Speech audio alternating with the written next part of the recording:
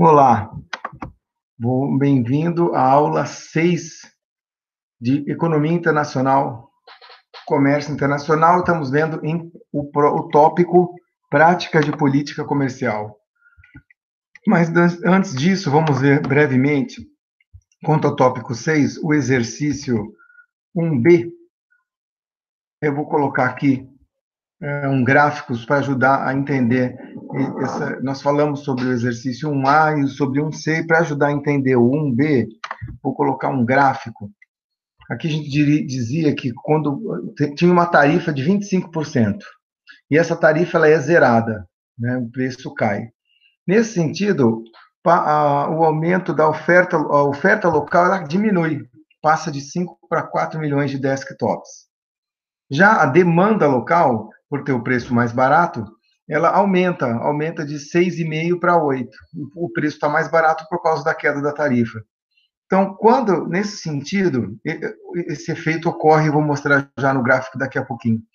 A questão é, se eu quisesse colocar uma cota equivalente a essa tarifa que eu acabei de remover, qual deveria ser o tamanho da cota? Bom, vejam vocês que a gente consegue responder isso com o auxílio de um gráfico. Esse gráfico que vocês veem aí na tela, o preço P01 mais T é o preço com a tarifa. E o preço P0 é o preço sem a tarifa. Então, eu marquei aqui a oferta, o preço antes com a tarifa e o preço depois com a tarifa P0.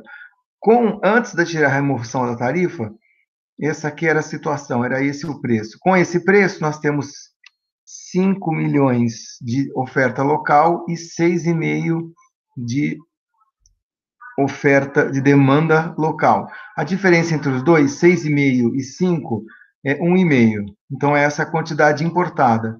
Já quando você zera a tarifa, passa para P0, o preço vigente agora é essa linha aqui, e onde ela cruza a oferta vai ser a oferta local. Então, com esse preço mais baixo, a oferta vai ser de 4. E com esse preço, a demanda vai ser maior e vai ser de 8. Portanto, a diferença, as importações vão ser 8 menos 4, né, depois de se remover a tarifa. Mas a pergunta era, vamos supor que eu quero colocar uma cota, que por sinal é proibida pela OMC, mas vamos supor que eu quisesse saber eu quero ter o mesmo efeito dessa tarifa de 1,5 com uma cota. Qual que deve ser o tamanho da cota? Bom, vejam vocês que com essa tarifa T, né, o preço seria essa altura aqui. Com esse preço, eu preciso importar 1,5, que é esse Q com a tarifa. Por quê? Porque com esse preço aqui em cima, com a tarifa, eu eu demando 6,5 e oferto 5. Então, tem um déficit de quantidade ainda a ser importada, né? Que é a diferença entre os dois. Então, o efeito da tarifa é precisar importar 1,5, ou seja, 6,5 menos 5, que é esse Q com tarifa. Muito bem, se eu quero tirar essa tarifa, o preço vem aqui para baixo. Mas, se eu impuser uma cota, lembre-se que a cota ela limita quantitativamente as entradas. Se eu quiser uma cota exatamente desse Q com a tarifa, ou seja, uma cota de 1,5, o que vai acontecer? O preço ele vai aumentar automaticamente de P0 para P01 mais T. Por quê? Porque com P0, a importação é 8 menos 4, é tudo isso aqui, certo? Mas lembre-se que a cota ela limita a quantidade importada. Então, a cota se eu um preço P0 vigente, eu posso botar uma cota de 1,5, olha o que vai acontecer. Não vou poder importar 8 menos 4, os preços vai acabar subindo para exatamente 1,5, que é o 6,5 menos 5. Então, se você quer não usar a tarifa, mas usar uma cota equivalente à tarifa de 25%, eu tenho que colocar uma cota que faça o mesmo efeito que a tarifa. Porque a tarifa faz qual efeito de 25%? Bem, ela faz o efeito de fazer com que as importações sejam 1,5, ou seja, 6,5 menos 5. Então, eu coloco uma cota de 1,5, vai ter o mesmo efeito que a tarifa. Tá? Então, essa é mais ou menos a ideia do 1B, daquele exercício que foi feito no tópico 5. E agora, acho que vocês já podem entregar Aqui está a resposta, e aí vocês adicionem esse gráfico à resposta do exercício que eu acabei de mostrar, que a gente começou a fazer na semana passada e terminamos agora. Já tinha passado essa atividade tópico 5, e agora, a partir de agora, então, os grupos podem terminar essa atividade tópico 5 aqui, tá certo? E entregar assim que for possível. Bom, vamos então agora começar o tópico 6, cujo tema é a continuação ainda ligada ao tema da aula anterior, que era política comercial, e agora a gente quer ver na prática como tem sido a política comercial dos vários países ao longo do tempo. Na verdade, cada país, né, dos 200 e tantos países no mundo que existem, cada país vai ser um pouquinho diferente do outro e vai adotar suas coisas, suas políticas comerciais em específico. Mas a gente tem tido aí ao longo do tempo, ao longo dos anos recentes, pelo menos da Segunda Guerra para cá, dois grupos de países têm tido uma prática semelhante de política comercial. Os países em desenvolvimento têm tido um tipo de prática de política comercial e os países desenvolvidos têm tido uma outra prática de política comercial. Então, vamos ver aí como tem sido esses dois conjuntos de práticas de política comercial no período recente. Depois a gente termina falando um pouco sobre a política comercial do Brasil, também de forma resumida, porque política comercial é muito detalhada, né? Você tem que ver produto a produto, e para cada produto varia bastante ao longo do tempo. Por exemplo, o setor automotivo, né, é um dos setores que tem um pouco mais de proteção. Até hoje, a tarifa de importação de automóveis fora do Mercosul é de 35%, que é uma tarifa significativa, né?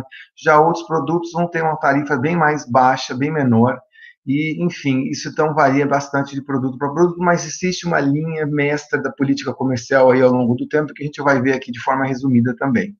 Então, vamos lá. O texto de referência do Krugman seriam os capítulos 10 e 11, que falam sobre esses tópicos de hoje, ou o capítulo 15 e o 18 do Appleyard. Desculpe, Krugman, capítulo 9. Não, Krugman, capítulo 10 e 11, Bauman, capítulo 9, e Appleyard, capítulo 15 e 18, um pedaço do capítulo 15. Muito bem, vamos lá.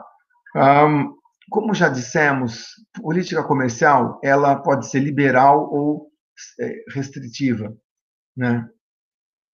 E esses dois tipos de política comercial, elas acabam sendo instrumento de política de desenvolvimento econômico dos países, no sentido que eles podem tentar promover, ajudar a promoção de setores naqueles determinados países.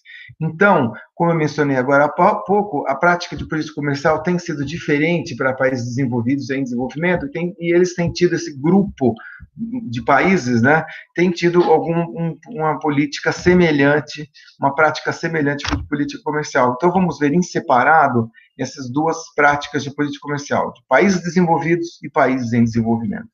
Antes, cabe mencionar o conceito de política comercial estratégica.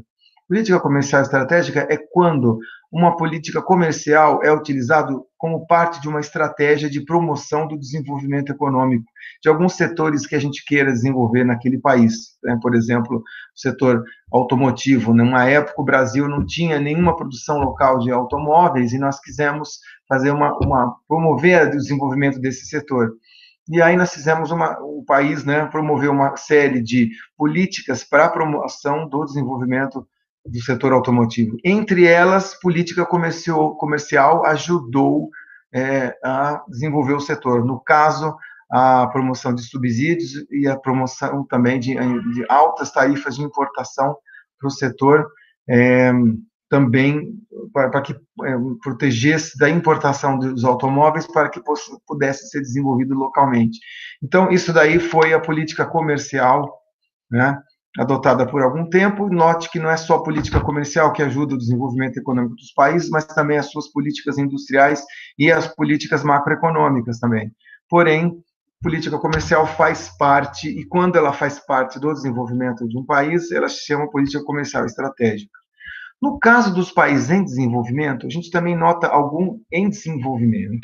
gente nota alguns padrões de política econômica, de política comercial. E tais padrões têm a ver com os objetivos de crescimento econômico que um país eventualmente tenha.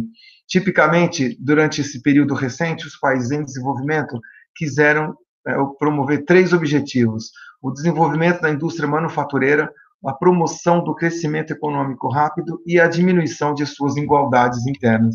Então, por trás das ações, né, das estratégias de política comercial, a gente vai ter esses 3 objetivos quando se trata de país em desenvolvimento. Notem que o que eles têm em semelhante é que eles ainda estão desenvolvendo, né? Então, eles têm tipicamente uma renda baixa ou uma renda média e estão tentando crescer e se aproximar ao nível dos países desenvolvidos. Então, daí a ideia desses objetivos em comum. Então, vamos ver um pouquinho de cada um desses objetivos e como que esses objetivos acabaram influenciando a prática de política comercial.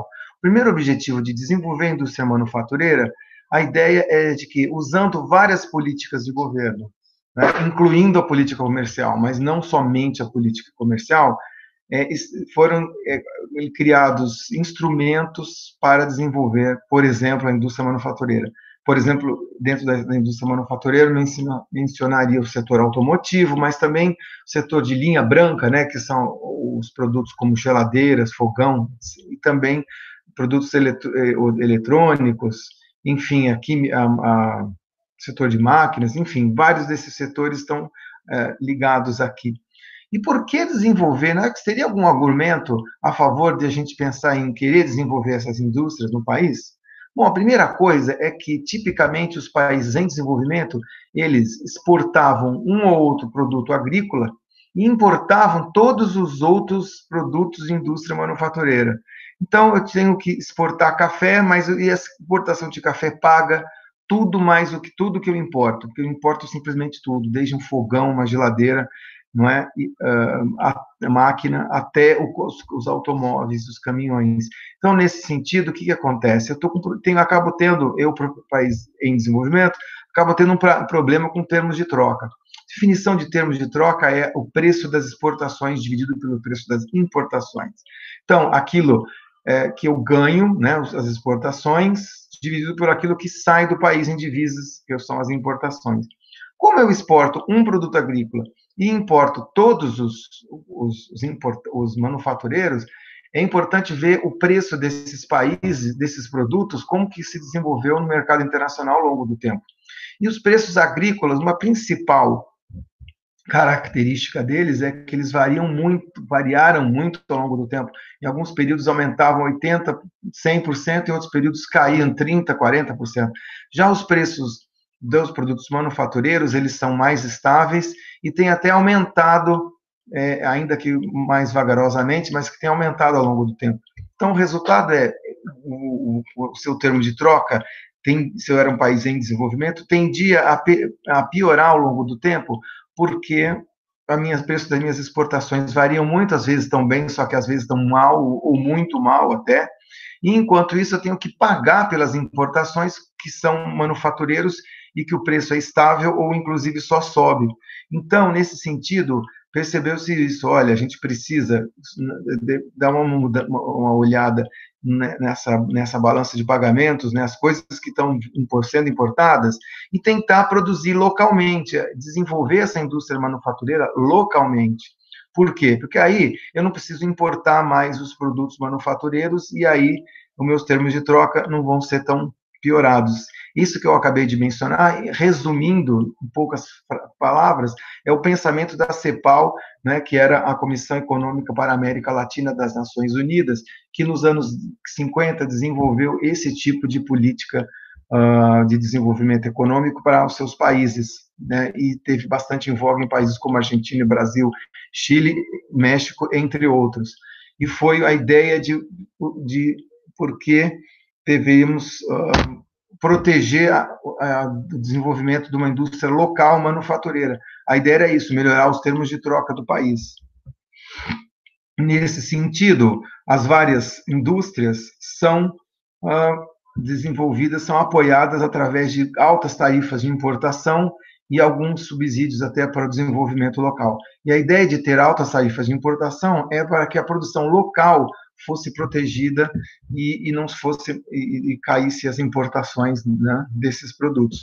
Então, também tem o argumento da indústria nascente, que é, eu protejo essas indústrias, protejo a importação de geladeiras, fogões, automóveis, caminhões, ônibus, para que eu possa desenvolver localmente, é a indústria nascente. Né? Então, ela vai promover substituição das importações e desenvolver uma indústria manufatureira local, ainda que sejam de empresas multinacionais, tá? Ou seja, essas empresas que produzem carros, automóveis e ônibus, por exemplo, são empresas que são de países desenvolvidos, mas que vêm produzindo no mercado local, né? Ainda assim, que não sejam empresas nacionais, de qualquer modo, ajuda na questão dos termos de troca, né? E algumas indústrias foram desenvolvidas localmente, como várias das indústrias de linha branca, como produção de fogões e geladeiras, desenvolver-se uma indústria nacional desses tipos de produtos, certo? Bem, e aí, nesse sentido, né, a famosa ISI, ou Política de Industrialização pela Substituição de Importações, foi desenvolvida e apoiada na América Latina ao longo dos anos 50, 60 e 70. Tá? O objetivo principal da política de ISI, que era a ideia de desenvolver a indústria manufatureira, o principal objetivo era produzir localmente esses vários bens importados, pelo argumento que eu mencionei agora há pouco, a ideia de que os termos de troca se deterioravam se eu estivesse só exportando produtos agrícolas e não tivesse que importar todos os meus produtos industrializados. Essa ideia tornou-se bastante em voga nesse grupo de países, principalmente da América Latina, mas outros países, inclusive os asiáticos, alguns deles começaram com uma política de ISI, porém, isso foi substituído depois nos anos 80 e 90. Até políticas opostas a essa foram implementadas em alguns dos países da América Latina, o que vamos falar sobre isso daqui a pouco. De qualquer modo, um problema que foi feito com a experiência da América Latina no desenvolvimento da industrialização por substituição de importações, eram alguns. O primeiro deles era a questão de proteção da indústria através de altas tarifas de importação, demorou a ser removida. Ao contrário de países asiáticos, que já iremos falar daqui a pouco, que protegeram a indústria inicialmente, mas depois removeram essas proteções, uma vez que supostamente as indústrias não precisariam mais dessas, conseguiriam andar com as pernas próprias, né? Essas indústrias que foram desenvolvidas em vários países da América Latina mantiveram, os países de origem mantiveram a proteção durante bastante tempo. E isso gerou ineficiência nas economias locais, uma vez que as protegia da concorrência internacional, certo? E, além disso, o custo de manter essa proteção ficou muito alto, uma vez que o mundo passou por dois choques do petróleo, um em 1973 e o outro em 1979, ficaram altamente endividados e não puderam mais manter vários desses países essa política de ISI. Bem, culminando na dívida externa, no estouro da dívida externa, no não pagamento da dívida por parte do México em 1982, Brasil decreta moratória em 87, e a Argentina também, um pouco antes, também decreta moratória. Enfim, a crise da dívida da América Latina colocou em xeque o sistema, as políticas de ISI daqueles países. Bom, então, um objetivo é desenvolver a indústria manufatureira. Um outro objetivo relacionado é a promoção não só da indústria manufatureira, mas de todos os setores que fizesse com que o país crescesse rapidamente, ou seja, uma promoção do crescimento econômico rápido. A ideia aqui é diminuir a diferença, né, ou o espaço ou o hiato que exista entre o desenvolvimento daqueles países em desenvolvimento com os países desenvolvidos, se aproximar mais dos países desenvolvidos, né, crescer mais rápido para exatamente virar um país desenvolvido depois de algum tempo, né. Como eu faria essa estratégia de desenvolvimento? Bem, eu usaria vários instrumentos, não só de política comercial que nós estamos estudando nessa disciplina, mas também política macroeconômica, política cambial e política industrial, que visassem a promover um crescimento econômico mais rápido nesses países. E aí surge um modelo alternativo de industrialização ao ISI, chamado Industrialização Orientada pelas Exportações, ou IOE. Tá? Esse modelo ele foi mais vigente nos países asiáticos durante muitos anos, desde os anos 50 até um período recente. A ideia aqui é que a ideia era não só desenvolver a manufatura localmente, mas sim desenvolver alguma manufatura localmente, mas não apoiando todos os setores. A ideia não era só substituir as importações, mas que, ao substituir as importações e ao desenvolver uma indústria local de produtos manufatureiros, que eles pudessem exportar também, ou seja, que eles pudessem concorrer com as exportações de outros países desenvolvidos e em desenvolvimento nos mercados internacionais. Então, é um pouco diferente da ISI, que só visava realmente substituir as importações por conta do problema dos termos de troca. Aqui a ideia tá, eu vou desenvolver local, também algumas indústrias manufatureiras, mas não todas, e sim algumas delas e aquelas que conseguirem exportar uma boa parte da sua produção. Essa política foi bastante utilizada pelos países asiáticos, em particular, o casos que mais deram certo foi o caso da Coreia do Sul e de Taiwan, né? Taiwan, República ligada à China, dependente da China, e também alguns outros países, até certo modo, também emularam essas políticas, tais como Singapura, Indonésia, e alguns outros países que cresceram também bastante, e mais recentemente a China também, embora não com o IOE tradicional, né? Até a China é um país enorme, um pouco diferente, e sim, nesse sentido foram realmente a maior parte dos países do leste asiático que promoveram essas políticas, tá? Eu vou voltar a falar depois disso numa aula mais para frente sobre ISI e IOE, que é na aula sobre o crescimento econômico e exportações, importações, política comercial. Mas o ponto aqui é que algumas das diferenças do IOE para o ISI foram que a semelhança é que elas se iniciam com tarifas de importação, tanto uma quanto a outra, mas, à medida que o setor vai se desenvolvendo, essas tarifas ou proteção comercial que existia para esses setores se desenvolver inicialmente, vão sendo removidas paulatinamente, né? Aos poucos vão sendo removidas. E a outra diferença principal também, com relação à política comercial, é que os países que adotavam IOE adotavam metas de exportação, ou seja, aos poucos, os benefícios de subsídio que eram dados iam sendo retirados, e principalmente se as metas de exportação que essas empresas desses países de exportação não fossem atingidas. Se fossem atingidas, era mantido ao apoio do governo, mas eram retiradas caso não. Isso que acabou promovendo ao longo do tempo foi que essas empresas fossem mais competitivas no mercado internacional, até porque elas estavam competindo com outras empresas também competitivas do mercado internacional, e com a proteção sendo removida e os subsídios também, essas empresas foram tendo que arrumar meios de conseguir competir nos mercados internacionais. As que não conseguiam eram fechadas, eram eliminadas, né? Isso acabou sendo responsável por um grande crescimento econômico dessas empresas desses países, né? Enfim, e finalmente, os países em desenvolvimento tinham também como objetivo diminuir as desigualdades, uma vez que todos, sem exceção, apresentavam dualidades nas suas estruturas econômicas. Como assim? Ou seja, você tinha uma desigualdade muito grande. É como se a economia fosse dividida em dois. Você tinha grupos de pessoas, né, minorias de pessoas com salários mais altos e que tinham alta produtividade, alto nível, tinha emprego e tinha um nível de educação também bastante alto.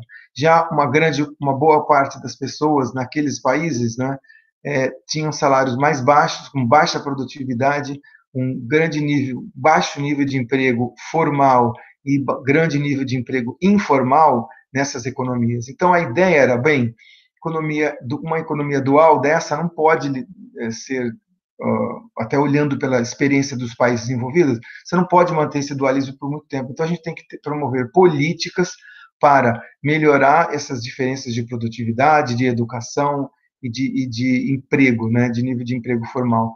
Aliás, cabe mencionar também que no caso da Coreia lá, políticas educacionais foram colocadas e políticas de aumento de produtividade foram colocadas ao mesmo tempo, em paralelo com a política comercial, que eu mencionei agora há pouco. Então, também isso ajuda a explicar um pouco do caso de sucesso daquele país. Então, o ponto é que a política comercial, que vai junto com essas várias políticas, elas são importantes para promover a diminuição das desigualdades e, de fato, nos países do leste europeu, do leste asiático, teve uma diminuição acentuada das desigualdades, embora não tanto nos países ISI, a desigualdade foi menor. Mas cabe mencionar aqui que política comercial, ela realmente, que é o assunto dessa disciplina, né, ela ajuda temporariamente a se desenvolver as metas de exportação, mas não é o ponto mais importante, né, quando você quer pensar em diminuir a desigualdade. Outras políticas, como política educacional, política de saúde, de promoção das várias infraestruturas que o país precisa, são mais importantes do que a política comercial para diminuir as desigualdades. Então, essa é o que eu mencionei agora, as linhas gerais da prática de política comercial dos países em desenvolvimento. Eles buscavam promover a indústria manufatureira, buscavam promover o crescimento econômico rápido e buscaram diminuir a desigualdade entre seus vários setores. E os países desenvolvidos? Bem, vejam vocês que, como eles são desenvolvidos, eles estão em um patamar de desenvolvimento econômico maior, então eles não precisam se preocupar em atingir, até porque eles já atingiram em outro momento da sua história, coisas tais como a promoção da diminuição da desigualdade, né? Já é muito menor a desigualdade nos países desenvolvidos. Embora até nos anos 80, 90 tenha havido um aumento da desigualdade até em países desenvolvidos, mas o nível de desigualdade é muito menor. E também o nível de crescimento maior, já está no maior patamar, os problemas associados com a política comercial vão ser outros, diferentes dos países em desenvolvimento. Os países desenvolvidos, justamente por eles estarem num patamar de competitividade maior, eles vão, número 2, promover novos setores, como setores de alta tecnologia, como software, hardware, computadores, celulares, tablets, e esses novos produtos de alta tecnologia, biotecnologia, química fina. E já para os setores antigos, tradicionais, número 1, aumentar a competitividade de seus produtos, ou seja, em setores de produtos mais maduros e que eles desenvolviam e produziam há tempos, a competição começa a ficar bastante grande, sofrendo até a competição de algumas empresas de alguns países em desenvolvimento, né? Então, o objetivo é aumentar a competitividade também. E alguns setores, eles não conseguem mais ser competitivos, tais como o setor de aço, né? Que os países desenvolvidos tiveram tradicionalmente o desenvolvimento das primeiras empresas nesses setores, né? Estados Unidos, Luxemburgo, a França, Reino Unido, começam a perder competitividade para empresas que vêm, inclusive do Brasil, mas também da Coreia do Sul, Japão e, mais recentemente, China. Então, aí, nesse caso, eles ficam não competitivos e o único jeito é protegendo esses setores, né? Então, vamos falar um pouco sobre cada um desses 3 pontos aí. Com relação à competitividade dos produtos, a ideia é que usar políticas de governo para poder ajudar empresas que já estão em mercados maduros, por exemplo, automóveis, né? E elas possam competir em pé de igualdade com outras concorrentes. Então, o setor automotivo europeu, americano, vão ter ajuda de políticas de governo para poder competir nos oligopólios internacionais, né, em condições com empresas da Coreia, do Japão, inclusive da China, mais recentemente. De qualquer modo, aumentar a competitividade não é muito através de política comercial, né? Nem subsídios, muito menos proteção, aumento de tarifas. Então, aqui, o mais importante mesmo que um governo pode fazer não é estimular através de política comercial, mas sim através de política de tecnologia, política de P&D conjunta, ou pesquisa e desenvolvimento entre empresas e universidade, compra de governo e subsídios menos, mas mais promoção da competitividade sistêmica, né, inclusive da infraestrutura. Já com relação aos novos setores, né, a ideia é que esses novos setores, né, ainda eles estão sendo desenvolvidos, então a competição ainda está nos primeiros estágios, de acordo com aquela teoria do ciclo do produto que a gente conversou há 2 aulas atrás. Então, a competição ela é mais acirrada e a priori não se sabe qual empresa e qual país que detém, né, a vanguarda naquele setor em particular. Então, mas aqui, novamente, política comercial aqui para esses setores de alta tecnologia não vão ser tão importantes assim, talvez um subsídio para exportar, mas, de novo, o mais importante realmente é a política tecnológica e de infraestrutura, né, tecnológica de pesquisa e desenvolvimento conjunta, universidade e empresa, mas, os institutos de governo e empresa, mas é a ideia de promover a tecnologia e a competitividade sistêmica nesses setores. Agora, o nó górdio, vamos dizer assim, da política comercial dos países desenvolvidos é a ideia de tentar proteger setores não competitivos. Essa prática tem sido um problema e tem tido muitas brigas e confusões vamos assim, rixa dentro da OMC, Organização Mundial do Comércio.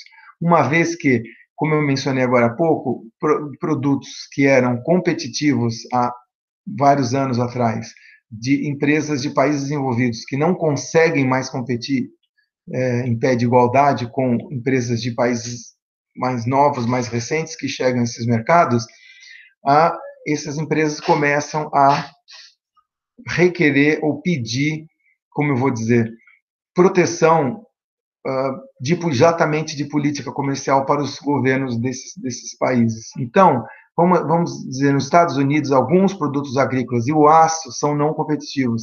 E na União Europeia, alguns produtos agrícolas também têm sido não competitivos nos últimos anos. E o que eles têm feito, como eles são setores tradicionais, estão faz tempo no mercado e têm, portanto, né, uma base de poderio econômico relativamente alto, eles têm usado esse influência, né, justamente para tentar, através de lobbies, conseguir uma posição de proteção vis-à-vis os seus governos. Então, empresas agrícolas da França, ou a produção de açúcar, de beterraba na Europa, só como exemplo, ou de produção de arroz no Japão, né, ou a produção de suco de laranja nos Estados Unidos, eles têm pedido que os governos façam exatamente política comercial protecionista. Então, pedindo subsídios do governo, pedindo proteção de tarifária mais alta e bloqueando importações de países mais competitivos, tais como o Brasil, inclusive, em vários casos, né? Mas também China, Coreia do Sul e Japão. O Brasil sofreu bastante com a importação de aço, né? O Brasil tem as empresas que conseguem competir no mercado americano e que tem tido restrições aí das importações de aço brasileiro para os Estados Unidos. Então, a questão aqui o problema sério vai aparecer no OMC, depois nós vamos voltar a falar sobre isso aqui, mas aqui eu pergunto para vocês, deixa essa questão, né, se realmente esses setores não competitivos merecem ajuda do governo ou precisam de alguma ajuda do governo. Obviamente que sem essa ajuda, fica mais difícil ainda, enfim, participar da competição internacional, mas, enfim, a competição é assim, né? Enfim, essa é a questão. Então, novamente, para finalizar, a política dos países desenvolvidos, por terem objetivos diferentes dos países em desenvolvimento, eles vão ter objetivos e a prática comercial vai ser bem diferente dos países em desenvolvimento. E quanto ao Brasil, para finalizar essa discussão de hoje, lembrando que, por ser um país em desenvolvimento, tipicamente adotou algumas políticas que têm esses objetivos mencionados anteriormente e algumas particularidades também. A primeira delas é notar que ele foi um dos principais seguidores do ISI nas décadas de 50, 60, 70 e teoricamente, até 88, né, não teve muita mudança, foi um ISI típico, ou seja, altas proteções, né, alta tarifa de importação e apoio de subsídios para exportação de alguns produtos. Nesse período, de acordo com as políticas de desenvolvimento do país, o Brasil, de fato, conseguiu mudar de um país agrícola, tipicamente agrícola em 1950, a um país que tem uma estrutura industrial bem mais complexa até os anos 80. Né, o segundo PND, a gente viu isso em outras disciplinas, a disciplina de desenvolvimento econômico e economia brasileira. Mas a gente deságua aqui em 1988 com um alto nível de tarifas. Eu lembro que, mais ou menos nessa época aí, uma das poucas pessoas que importavam automóveis no Brasil era o Pelé, né, o grande jogador de futebol aí, 1988, tá certo que ele já não estava mais aqui, ele já estava nos Estados Unidos há algum tempo, mas eu lembro que eu sou de Santos, morava e via o carro dele, que era uma Mercedes chapa WA 1000, mil gols, né, referente aos 1000 gols que ele fez, mas ele é praticamente um dos únicos automóveis importados da cidade de Santos, era esse Mercedes chapa WA 1000 do Pelé. E a ideia era essa, porque a proteção no setor automotivo era altíssima, as tarifas de importação eram mais de 250% para você importar um automóvel. E nisso, 88, né, a indústria começa a ser desenvolvida localmente em 1956, 57, ou seja, mais de 30 anos, e as importações de automóvel continuavam muito altas, né? Então, foi feita aí uma primeira início de reforma, ou seja, de diminuição de tarifas, né, a partir de 1988, mas principalmente 90 e 91, durante o período curto do governo Collor, né, que houve alguma mudança na diminuição das tarifas, só que de uma maneira um pouco bagunçada, de uma maneira um pouco aleatória, vamos dizer assim, e só no governo FHC que buscou-se fazer uma, vamos dizer assim, alguma a diminuição nas tarifas de maneira estruturada. Por exemplo, é nesse momento aí que a tarifa de automóveis passa a ser 35%, tá certo que o Mercosul inicia-se ao mesmo tempo e a tarifa única de importação do Mercosul era 35%, mas, enfim, após um breve período em 94 de tarifas de menos de 20% de automóveis, voltou-se aos 35%. E a mesma coisa com os outros produtos manufaturados, né? Caiu a número e a alíquota das tarifas, mas ainda alto para padrões internacionais. Tá? De qualquer modo, nesse período aí, política comercial não foi o ponto mais importante da política econômica do país, uma vez que preocupava-se debelar a alta inflação com o plano real, né? Então foi necessário adotar câmbio fixo, privatizar empresas e isso daí acaba sendo de algum modo conflitante até com política comercial. Já no governo Lula, aliás, um ponto é que também ainda no governo FHC o Brasil cada vez mais passa a ser o que a gente chama de global trader, ou um país que comercializa com várias áreas do planeta. Tá? Muito diferente de um país como o México, por exemplo, onde o México, quase tudo que ele exporta e importa vem dos Estados Unidos, vem daquela área de livre comércio que eles têm lá, chamada de NAFTA. O Brasil não, o Brasil ele é um global trader, ele exporta bastante para os Estados Unidos, mas também para a América do Sul, Argentina em particular, e também para a Europa e também para a Ásia. Então, esse daí vem dessa época, né, dos anos 90. E é um pouco disso que o governo Lula acaba, vamos dizer, tentando promover também, né, uma PITSE, ou Política Industrial e Tecnológica de Comércio Exterior, que visasse aprofundar essa ideia de que o Brasil é um global trader. Tá? Dentro deste governo do Lula também foi buscado uma tentativa de ampliar os mercados com que o Brasil também exporta, né? Como, por exemplo, países da África. Então, houve sim uma promoção das exportações, inclusive da cultura exportadora. Através de órgãos como o SEBRAE e outros, né, a Apex, que foi uma agência criada para exportações, buscou-se uma coisa que o Brasil nunca teve muito, que foi a ideia da cultura exportadora. Né? Países como a Coreia, já desde essa época dos anos 60, vem através da IOE e das exportações, foi pensando que, né, em competir cada vez mais com os mercados internacionais. Já as empresas brasileiras participavam de um mercado fechado, não tinham que lidar muito com a exportação e com a concorrência das exportações. Então, a partir desse momento, na verdade, até alguns anos antes, mas aprofunda-se aí no governo Lula também, a tentativa de promover essa cultura exportadora, isto é, que alguns setores sejam, né, uma base de exportação para trazer divisas para o país e para que não seja, enfim, dependente das exportações ou das importações, fique de novo dependente de um aumento nas importações e diminuição das exportações, né? Aquele problema dos termos de troca. De fato, nesse período, anos 90, 2000, o Brasil teve alguma regressão quanto ao tipo de produto que a gente exportava, né?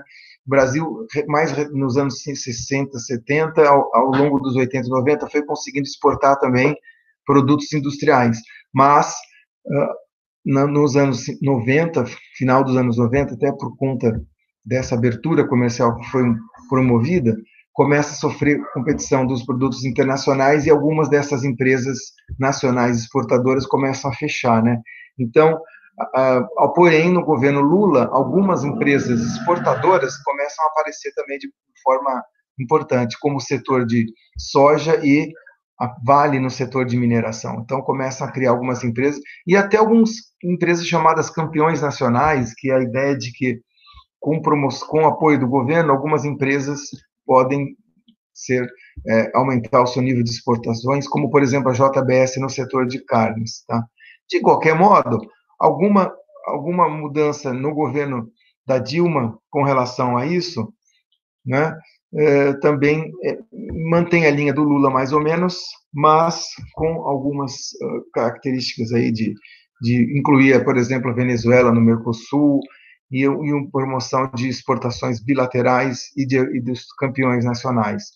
Cabe notar agora que o governo Bolsonaro, que tem um viés mais liberal, está apenas iniciando e ainda não está muito clara se é que existe alguma linha de política comercial, né? Existe algum viés de política mais liberal no setor no Ministério da Economia como um todo, mas ainda não apareceu nenhuma característica mais específica quanto ao comércio exterior, quanto à política comercial. Bem, é isso. Chegamos nos dias de hoje com essa situação aí de Brasil como global trader, participando do Mercosul e ativamente com negociações comerciais na América do Sul e com outras regiões, não só a nível dentro do Mercosul, mas a nível de bilateral, né, negociando com alguns países como África do Sul, China e Índia, dentro dos BRICS, né? Enfim, é isso a ideia da política comercial do Brasil, né? Então, finalizo essa discussão de hoje aqui, propondo esse tópico 6, né? São duas perguntas, duas atividades, que meio que resumem aí, a pergunta 1 e a pergunta 2, resumem um pouco a discussão de hoje. E, enfim, agradeço a atenção e despeço-me. E até a próxima ocasião. Muito obrigado.